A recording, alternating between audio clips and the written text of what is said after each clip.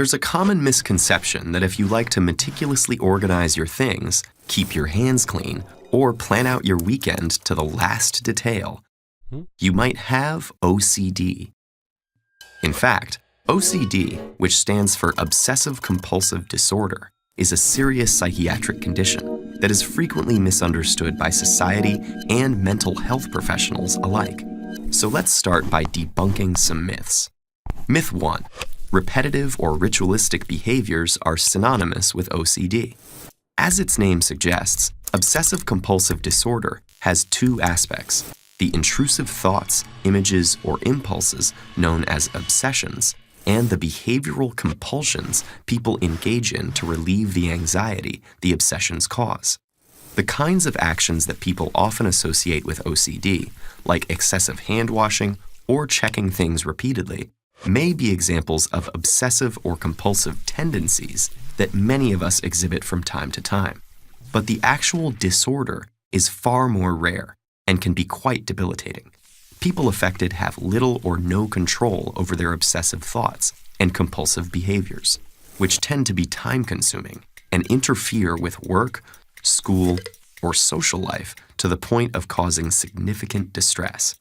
This set of diagnostic criteria is what separates people suffering from OCD from those who may just be a bit more meticulous or hygiene-obsessed than usual. Myth 2. The main symptom of OCD is excessive hand washing. Although hand washing is the most common image of OCD in popular culture, obsessions and compulsions can take many different forms. Obsessions can manifest as fears of contamination and illness, worries about harming others, or preoccupations with numbers, patterns, morality, or sexual identity.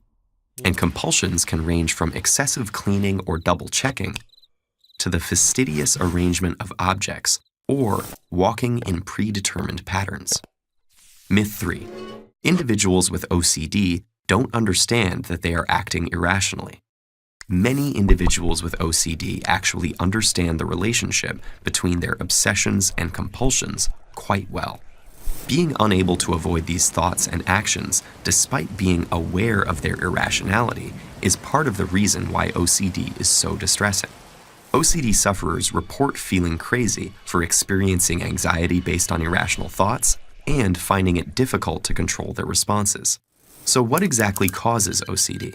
The frustrating answer is, we don't really know. However, we have some important clues. OCD is considered a neurobiological disorder. In other words, research suggests that OCD sufferers' brains are actually hardwired to behave in a certain fashion. Research has implicated 3 regions of the brain, variously involved in social behavior and complex cognitive planning, voluntary movement, and emotional and motivational responses. The other piece of the puzzle is that OCD is associated with low levels of serotonin, a neurotransmitter that communicates between brain structures and helps regulate vital processes such as mood, aggression, impulse control, sleep, appetite, body temperature, and pain. But are serotonin and activity in these brain regions the sources of OCD or symptoms of an unknown underlying cause of the disorder? We probably won't know until we have a much more intimate understanding of the brain. The good news is, there are effective treatments for OCD, including medications which increase serotonin in the brain by limiting its reabsorption by brain cells, behavioral therapy that gradually desensitizes patients to their anxieties, and in some cases, electroconvulsive therapy or surgery when OCD doesn't respond to other forms of treatment.